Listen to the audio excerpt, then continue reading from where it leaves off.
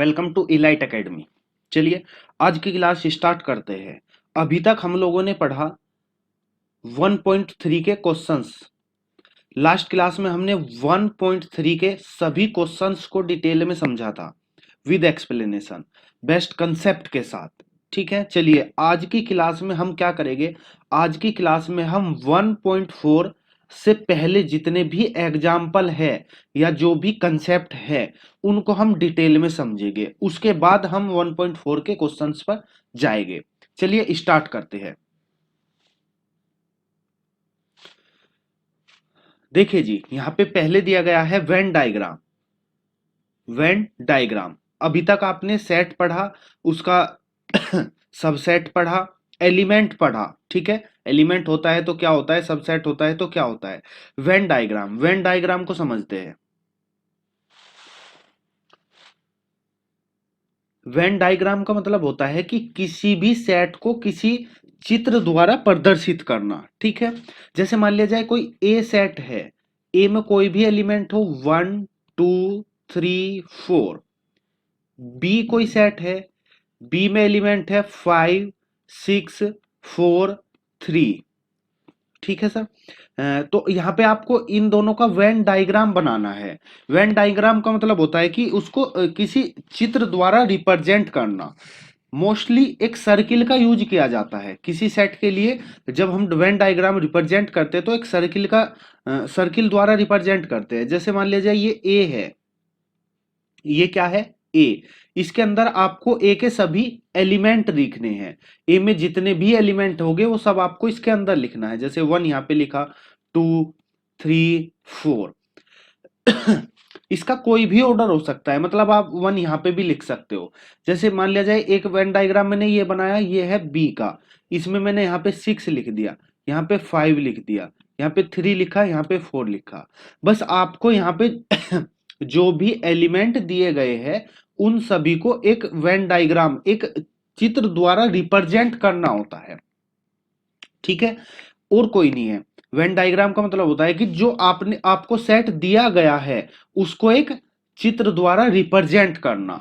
Suppose that मान लिया जाए दो सेट है। ठीक है, जैसे मान लिया ए सेट है 1 2 3 4, कोई बी सेट है 1 2 3 4 5 6 7। अब आप यहां पे देखोगे जो ए है इसके सभी एलिमेंट इस बी के अंदर है। जब बी के अंदर है तो ये ए जो है बी का क्या होगा, सबसेट होगा। ए सबसेट होगा बी का। चलिए जी, यानी कि बी को यदि मैं ए के रेफरेंस में पढ़ना चाहूं तो एक यूनिवर्सल सेट आया था। यूनिवर्सल सेट बोला था कि उसके कोरस्पोंडेंस में होगा। मतलब यदि ए के सभी एलिमेंट यू में है या बी में है तो ए के रेस्पेक्टिव हम यू बी को यूनिवर्सल सेट बोल सकते हैं। बात क्लियर, जब इसके सभी एलिमेंट यहां पे होंगे। चलिए जी सॉरी। अब यदि हमें इसका वेन डायग्राम बनाना है तो आप यहां पे जो बड़ा सेट है उसको आप रेक्टेंगल के हिसाब से रिप्रेजेंट करोगे, जो बड़ा सेट होगा, और जो सबसेट होंगे उनको हम इसके अंदर रिप्रेजेंट करेंगे। मान लिया जाए ये अंदर ए है और ये जो बड़ा सेट है वो यू है, तो जो ए के अंदर है वो एलिमेंट आएंगे जो दोनों में कॉमन होंगे। जैसे 1 2 3 4। 4 के बाद बी के एलिमेंट लिखा जाएगा 5 6 7। इसी को आप क्या बोलते हो, वेन डायग्राम बोलते हो। बात क्लियर। चलिए जी आगे चलते हैं। ये था वेन डायग्राम। नेक्स्ट चलते हैं। जैसे यहां पे एग्जाम्पल दिया गया है, ठीक है, ये u की वैल्यू है 1 से लेके 10 तक। Is the universal set of which a equal दिया है ये, यानी कि जो ये u है ये इस a का यूनिवर्सल सेट है। तो मैंने बताया जो यूनिवर्सल सेट होता है उसको रेक्टेंगल के रिप्रेजेंट करते हैं, और जो अंदर सेट होते हैं उसको हम एक सर्किल के द्वारा रिप्रेजेंट करते हैं। तो यहां पे जो अंदर वाला है ये क्या है, ये a है, और जो बाहर वाला है रेक्टेंगल है ये बी है, सॉरी यू है। बात क्लियर। इसी तरीके से यदि हम यहां पे बात करें ए और बी की, हमने देखा जो बी के एलिमेंट है वो ए के अंदर है, बी के जो एलिमेंट है वो कहां पे है, ए के अंदर है। तो यहां पे जो ये बी है, ये वाला बी, ये बी सेट ए के अंदर बनाया गया है। बात क्लियर। वेन डायग्राम इसी हिसाब से बनाना है, जो मतलब सबसेट होगा, सबसेट उसके अंदर चला जाएगा, सर्किल के अंदर सर्किल, ठीक है। और जो बड़ा सेट होगा उसको आप यूनिवर्सल बोलोगे, उसको बनाओगे आप रेक्टेंगल के हिसाब से। चलिए जी, वेन डायग्राम यही था। आगे चलते हैं, बात करते हैं ऑपरेशंस ऑन सेट। सेट में हम क्या क्या ऑपरेशन लगा सकते हैं। तो यहां पे सबसे पहले बात करते हैं हम यूनियन की। यूनियन को जरा यहां पे समझते हैं, यूनियन को समझिएगा। यूनियन क्या होता है, यूनियन का यदि हम यूनियन यूनियन का हम अर्थ निकालना चाहे तो इसका मतलब होता है संघ। जो जो बच्चे हिंदी मीडियम से वहां पे पढ़ा होगा उन्होंने संघ, ठीक है। संघ इसका मतलब होता है, यदि हम नॉर्मल सी भाषा में समझे तो इसका मतलब होता है जोड़ना। मतलब दो सेट को जब हम जोड़कर लिखते हैं तो उसी को आप क्या बोलते हो, यूनियन बोलते हो। हिंदी में क्या बोलते हैं, संघ बोलते हैं।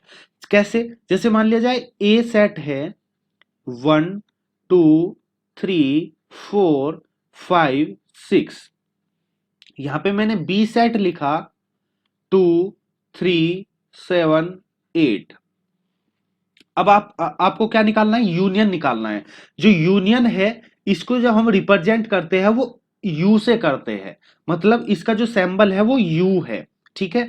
जैसे आप लोग इन दोनों का यूनियन निकालोगे तो जो इसका लिखने का तरीका है वो होता है ए यूनियन बी। इसको पढ़ते हैं ए यूनियन बी। इसका मतलब क्या होता है कि इसके अंदर जो भी एलिमेंट है, इन दोनों के अंदर जो एलिमेंट है उनको यहां पे लिखा जाएगा एक साथ। जो भी यहां पे एलिमेंट है उनको एक साथ लिखेंगे। बस जो एलिमेंट रिपीट होगा उसको एक बार लिखेंगे, मतलब जो कॉमन एलिमेंट होगा उन एलिमेंट को हम केवल एक बार लिखेंगे। जैसे 1 2 3 4 5 6 7 8। तो यहां पे मैंने सभी एलिमेंट लिखा, लेकिन जो कॉमन एलिमेंट था उनको केवल एक बार लिखा, ठीक है। तो ये अर्थ होता है यूनियन का, क्या, ए यूनियन बी। क्लियर हुआ, ए यूनियन बी। इसी को हम क्या बोलते हैं, संघ बोलते हैं, ठीक है। दूसरा कंसेप्ट आता है इंटरसेक्शन का। इंटरसेक्शन क्या होता है, इंटरसेक्शन इंटरसेक्शन इंटरसेक्शन को यदि हम हिंदी की बात करें तो हिंदी में बोलते हैं उभयनिष्ठ। क्या बोलते हैं, उभयनिष्ठ, ठीक है। इसका जो रिप्रेजेंट करने का तरीका है वो होता है उल्टा यू। जो जैसे मैंने लिखा ए यूनियन बी, इसको आप पढ़ते हैं ए यूनियन बी, लेकिन यदि ये सिंबल लगा हो मतलब ए उल्टा यू बी, तो इसको आप पढ़ोगे ए इंटरसेक्शन बी। इंटरसेक्शन का मतलब उभयनिष्ठ। जैसे कि वर्ड से ही पकड़ में आ रहा होगा, उभयनिष्ठ का मतलब होता है कॉमन, मतलब कॉमन एलिमेंट। उभयनिष्ठ का मतलब होता है कॉमन एलिमेंट। तो इसमें आएगा, इन दोनों में जो कॉमन एलिमेंट होगा उसको हम इंटरसेक्शन में लिखते हैं। जैसे ए अभी आपसे लिखा था 1 2 3 4 5 6, बी लिखा था 4 5 6 7 8, ठीक है। अब आपको क्या निकालना है, ए इंटरसेक्शन बी निकालना है। तो यहां पे लिखा जाएगा ए इंटरसेक्शन बी। इंटरसेक्शन का मतलब होता है कि उसमें जो एलिमेंट है यहां पे केवल वे एलिमेंट लिखे जाएंगे जो दोनों में कॉमन होंगे। क्या होगा, दोनों में कॉमन होंगे। तो यहां पे कॉमन क्या है, आप देखोगे 4 5 6, 4 5 6, ये तीनों ही एलिमेंट कॉमन है। तो यहां पे आप लिखोगे 4 5 6। क्लियर, कोई कंफ्यूजन। चलिए जी, उम्मीद है यहां तक बिल्कुल क्लियर समझ में आया होगा। नेक्स्ट चलते हैं एग्जाम्पल की तरफ। यहां पे आप एग्जाम्पल देखिएगा, ठीक है। जैसे मैंने बताया इसको हम क्या पढ़ते हैं, यूनियन पढ़ते हैं, यूजुअली ए यूनियन बी। बिल्कुल क्लियर। चलिए जी, जैसे यहां पे एग्जाम्पल, ए की वैल्यू दी गई है, बी की वैल्यू दी गई है, आपको ए यूनियन बी निकालना है। तो ए यूनियन बी के लिए क्या करना होता है, ए यूनियन बी में हमें सभी एलिमेंट लिखने हैं, बस जो कॉमन एलिमेंट है उनको एक बार लिखेंगे। तो यहां पे जैसे 2 4 6 8 है, इन सबको लिखा। यहाँ पे 6 8 है तो 6 8 एक बार ही लिखा जाएगा, उसके बाद 10 12, उसके बाद 10 12। क्लियर, बिल्कुल क्लियर समझ आया होगा। चलिए जी नेक्स्ट एग्जांपल और देखिएगा। इसने कहा ए की वैल्यू ये है, बी की वैल्यू ये है, तो यहाँ पे आपको निकालना है ए यूनियन बी, आपको प्रूफ करना है कि वो ए ही होगा। ठीक है, चलिए जी आपको यहाँ पे ए यूनियन बी निकालना है। ए यूनियन बी में क्या लिखा जाता है, जो भी एलिमेंट दिए गए हो उनको सबको इकट्ठे लिखना है, लेकिन जो कॉमन एलिमेंट होगा उनको केवल एक बार लिखेंगे। जैसे आपने ये सभी लिखा ए ई आई ओ यू, लेकिन जो यहाँ पे लिखा है ए आई यू ये पहले से ही इसी सेट में है, तो यहाँ पे ये ही लिखा जाएगा, लेकिन ये क्या है, ये ए है, तो ये इसलिए ए के इक्वल होगा। बात क्लियर।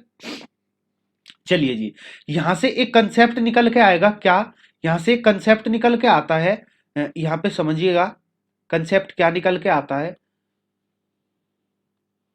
यहां पे कंसेप्ट जो निकल के आएगा, अभी आपने देखा जो बी सेट था वो सबसेट था ए का, मतलब ए के सभी एलिमेंट क्या थे, बी में थे, सॉरी बी के सभी एलिमेंट क्या थे, ए में थे। तब यदि कोई सबसेट है और हम उनका यूनियन निकाल रहे हैं, यदि एक दूसरे का कोई सबसेट है, यहां पे हम यूनियन निकाल रहे हैं, तो जो यहां पे बड़ा सेट होगा, बड़ा सेट मतलब ये वाला बड़ा सेट होगा, वो ही उसके यूनियन के इक्वल होगा। बात क्लियर हुई। बड़े सेट का मतलब है कि जो एलिमेंट जिसके अंदर है सभी एलिमेंट, उसको आप बड़ा सेट बोलोगे। तो यदि आप यूनियन की बात कर रहे हो तो यहां पे जो यूनियन निकालेंगे तो बड़े सेट आएगा। बात क्लियर। यहीं पे एक कंसेप्ट और समझ लीजिएगा कि यदि इनका इंटरसेक्शन निकाला जाए, यही है A is a subset of B, तो जब आप ए इंटरसेक्शन बी निकालोगे, यूनियन के लिए क्या था, जो बड़ा सेट था वो आंसर था, इंटरसेक्शन के लिए जो छोटा सेट होगा वो आपका आंसर होगा, ये याद रखिएगा। ठीक है, इंटरसेक्शन के लिए इसके लिए एग्जांपल ले लेते हैं। चलिए जैसे ए लिया 1 2 3 4, यहां पे आपको इसका सबसेट लेना है बी, बी ले लिया हमने 1 3, तो जब आप इन दोनों में इंटरसेक्शन लगाओगे, ए इंटरसेक्शन बी लगाओगे, इंटरसेक्शन का मतलब होता है कॉमन एलिमेंट, मतलब 1 और 3, आप यहां पे क्या लोगे, कॉमन एलिमेंट लोगे, मतलब 1 और 3 लोगे। अब आप देखोगे कि ये बिल्कुल सेम इक्वल किसके है, बी के है, इक्वल क्या है, बी। तो मैंने बोला कि जब आप इंटरसेक्शन निकालोगे और सबसेट की कंडीशन है, तो रिजल्ट वो आएगा जो छोटा सेट होगा। बात क्लियर, उम्मीद है एकदम समझ आया होगा। चलिए जी नेक्स्ट चलते हैं। 14 एग्जांपल देखिएगा।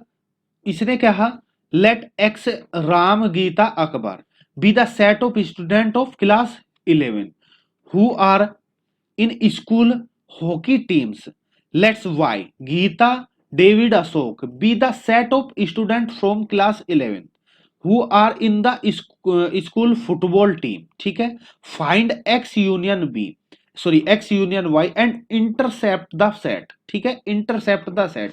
अब देखिएगा जो यहां पे यूनियन निकालोगे, जो वाई है वो है ग्रुप फुटबॉल खेलने वालों का, ठीक है, और जो एक्स है ये एक्स ग्रुप है हॉकी खेलने वालों का। बात क्लियर। लेकिन आपको जब यूनियन निकालोगे तो सभी नाम लिखने हैं, लेकिन जो कॉमन होगा उसको केवल एक बार लिखेंगे।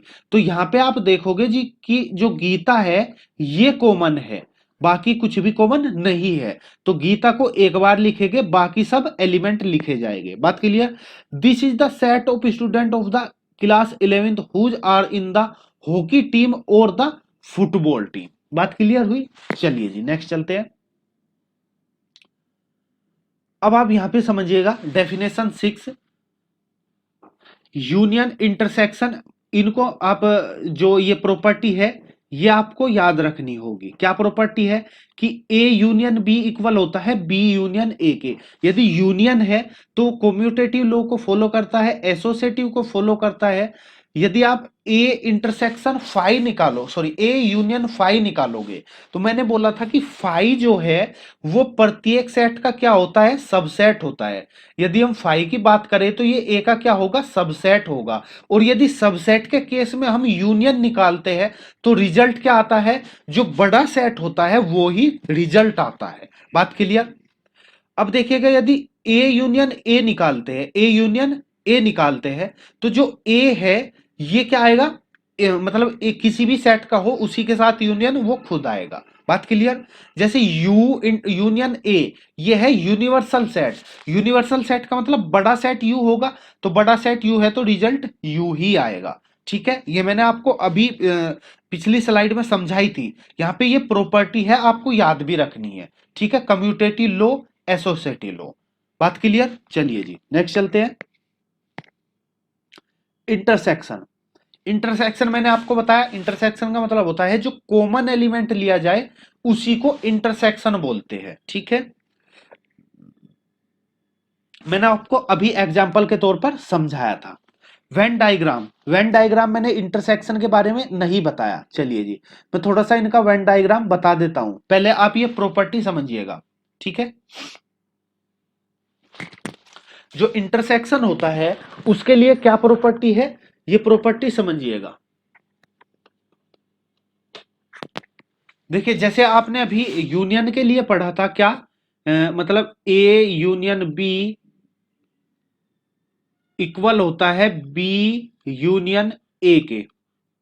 ठीक है, चलिए जी अब आपको ये मतलब आपको इंटरसेक्शन में प्रूफ करना है। जो इंटरसेक्शन होता है वो भी कम्यूटेटिव लॉ को फॉलो करता है, एसोसिएटिव लॉ को फॉलो करता है।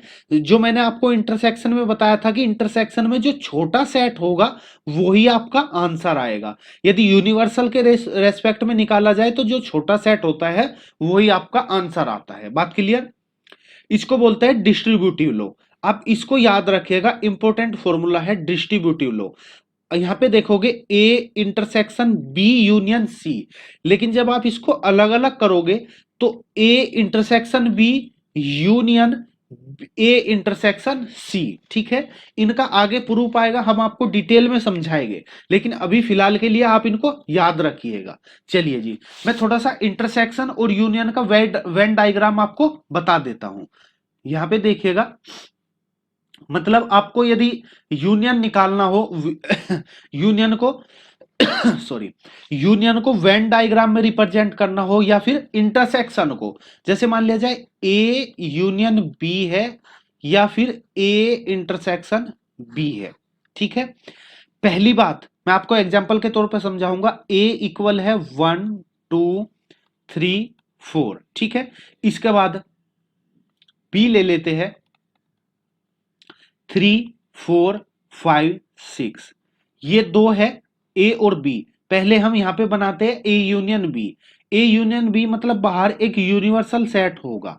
ठीक है जी, इसके अंदर दो सर्किल बनाए गए, लेकिन उससे पहले आप यहां पे देखिएगा कि क्या कोई एलिमेंट कॉमन है। हाँ, यदि कोई एलिमेंट कॉमन है तो आप जो सर्किल बनाओगे वो एक दूसरे को इंटरसेक्ट करता हुआ सर्किल बनाओगे।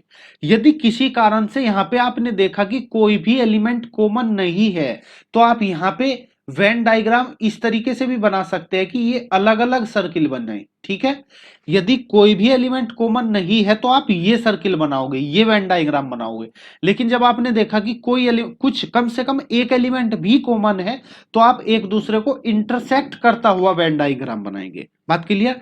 अब आप यहां पे देखिएगा, ये जो कॉमन पार्ट है, जो कॉमन पार्ट है इसमें आप वो कॉमन वैल्यू को लिखोगे। ठीक है, जो कॉमन पार्ट होता है उसमें आप कॉमन वैल्यू को पुट करेंगे, मतलब यहां पे लिखा जाएगा 3 एंड 4। क्या लिखा जाएगा 3 4। और जो ए है इसको मैं ए नाम दे देता हूं, इसको बी। तो ए में बाकी एलिमेंट 1 2, इसमें बाकी एलिमेंट 5 6। तो आप देखोगे जब यहां पे यूनियन निकालेंगे तो मतलब यूनियन में सभी एलिमेंट लिखे जाएंगे, तो यूनियन वाला पार्ट होगा ये कंप्लीट। जो कंप्लीट होता है वो यूनियन वाला पार्ट होता है। बात क्लियर। जो कंप्लीट होगा वो यूनियन वाला पार्ट होगा। लेकिन जो इंटरसेक्शन वाला पार्ट है उसको यहां पे समझिएगा, ये वेन डायग्राम बनाया हमने, वही कॉमन है तो आप इंटरसेक्ट करता हुआ सर्किल बनाओगे। ये मैंने ए लेट किया, ये बी लेट किया, ये ए में मैंने लिखा 1 2, यहाँ पे मैंने लिखा 3 4, यहाँ पे लिखा 5 6। तो जब बात इंटरसेक्शन की हो, क्या, जब बात इंटरसेक्शन की हो, इंटरसेक्शन का मतलब होता है कॉमन पार्ट, तो यहाँ पे आप जो कॉमन पार्ट होगा केवल उसी को शैडो करोगे। बात क्लियर। वेन डायग्राम के आधार पर जो शैडो वाला होता है, मतलब जो छायांकित पार्ट होता है, वही आपका आंसर होता है। यदि यूनियन की बात है तो आप कंप्लीट को करोगे, इंटरसेक्शन की बात है तो आप जो कॉमन पार्ट है उसको करोगे। ठीक है। यहां पे दो प्रॉपर्टी और होती है जिनको आप डिफरेंस भी कह सकते हो। कैसे, जरा समझ लेते हैं। यहां पे देखिएगा, जैसे मैं एग्जांपल लिया ए इक्वल, बिल्कुल सेम एग्जांपल 1 2 3 4। देखो आप एग्जांपल के थ्रू इजीली समझोगे। एग्जांपल से एक बार आपके समझ आ गया तो आप कभी भी गलती नहीं करोगे। इसको बस आपको केवल ध्यान से समझने की जरूरत है। ठीक है। चलिए जी, देखो डिफरेंस, डिफरेंस का मतलब होता है जैसे मैंने लिखा a माइनस बी या फिर b माइनस ए। ठीक है। इसका मतलब होता है कि इसको आप समझिएगा, इसका मतलब है जो a है उसमें से जो b के कॉमन एलिमेंट है उसको हमें निकालना होता है। बात क्लियर। यानी कि जो इसका रिजल्ट आएगा वो जो पहले सेट लिखा होता है उसके बचे हुए एलिमेंट आएंगे। बचे हुए का मतलब जो बी में है वो निकालने के बाद। बात समझ में आई। यानी कि जो पहले सेट होगा उसके एलिमेंट लिखे जाएंगे। कौन से एलिमेंट लिखे जाएंगे? जो ए के एलिमेंट निकालने के बाद बचेंगे। बात क्लियर। तो जैसे आपने देखा यहां पे ये 3 एंड 4 कॉमन है। 3 एंड 4 कॉमन है तो मतलब ये बी में भी हो गए। हाँ जी, बी में भी है। लेकिन यहां पे आपको वो एलिमेंट लिखना है जो बी में नहीं है। तो यहां पे आप क्या लिखोगे? केवल 1 और 2। जैसे यहां पे लिखा जाए तो यहां पे बी के एलिमेंट लिखे जाएंगे। तो यहां पे क्या लिखा जाएगा? 5 एंड 6। तो यहां से आप कंपैरिजन करोगे क्या कि a माइनस बी इक्वल नहीं होता b माइनस ए के। आपको ये याद रखना है क्या कि a माइनस बी इक्वल नहीं होता b माइनस ए के। इसी तरीके से आप यहां पे यदि मैं आपको वेन डायग्राम के बारे में बताना चाहूं तो यदि हम वेन डायग्राम बनाना चाहेंगे तो ये हमने एक वेन डायग्राम तैयार किया। यहां पे हमने दो सर्किल ड्रॉ किए जो एक दूसरे को इंटरसेक्ट करेंगे। a माइनस बी, मैंने इसको a लिखा, इसको b लिखा। तो जब a माइनस बी का पार्ट आपको शैडो करना हो तो जो a वाला पार्ट है इसमें से हमने ये निकाला तो क्या बचा? ये वाला पार्ट। इसी को आप शैडो करोगे और ये ही आपका आंसर होगा। बात क्लियर। यदि मैं यहां पे समझना चाहूं तो ये हमने एक वेन डायग्राम बनाया, यहां पे दो सर्किल ड्रॉ किए, इसका नाम हमने ए रखा, इसका नाम बी रखा। हमें निकालना है बी माइनस ए, मतलब ये वाला पार्ट निकालना है। तो बचेगा क्या? ये वाला। मतलब जो रिजल्ट आएगा, जो बचेगा, वो ही आपका आंसर होगा। बात क्लियर। मैंने आपको डिफरेंस बताया, इंटरसेक्शन बताया, यूनियन बताया। जो यूनियन होता है सॉरी, जो यूनियन होता है उसमें एसोसिएटिव लॉ फॉलो करता है। यूनियन में also commutative law, sorry, B union A. Intersection होता है उसमें भी कम्यूटेटिव लॉ फॉलो करता है, बी इंटरसेक्शन ए। लेकिन जो डिफरेंस होता है उसमें कम्यूटेटिव लॉ फॉलो नहीं करता। बात क्लियर। बिल्कुल समझ आई होगी। यदि समझ नहीं आई तो एक बार वीडियो को रिवाइंड करके देखिएगा, बिल्कुल क्लियर हो जाएगा। ठीक है। फिर भी यदि कोई भी कंफ्यूजन है आप हमें कमेंट कर सकते हो। हम आपका सॉल्यूशन, आपका जो भी डाउट होगा वो नेक्स्ट वीडियो में बिल्कुल क्लियर करेंगे। चलिए जी, आगे चलते हैं कि यहाँ पे वेन डायग्राम समझाया गया है। मतलब जो कॉमन पार्ट होगा वो ही आपको लेना है। जैसे ए यूनियन बी, मैंने आपको ये बताया। यदि आप इसको निकालोगे तो यहाँ पे पहले ये जो ब्रैकेट के अंदर है वो देखोगे, B union C, B union C. ठीक है, आपने ये वाला पार्ट देखा। लेकिन उसके बाद उसको इंटरसेक्ट करना है ए के साथ। तो जो ए वाला पार्ट है इसको इंटरसेक्ट करना है बी यूनियन, बी यूनियन ये तो सारा होगा ना, तो इसका ये वाला पार्ट। बात क्लियर। चलिए जी, आगे चलते हैं।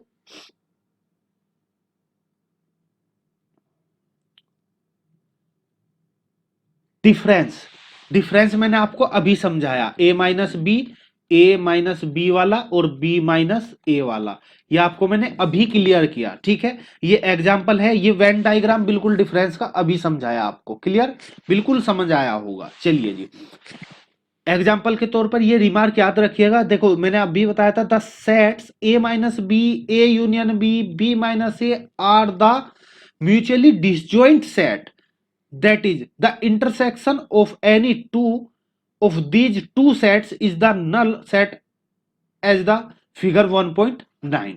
ठीक है, चलिए जी, तो एग्जाम्पल में इतना ही।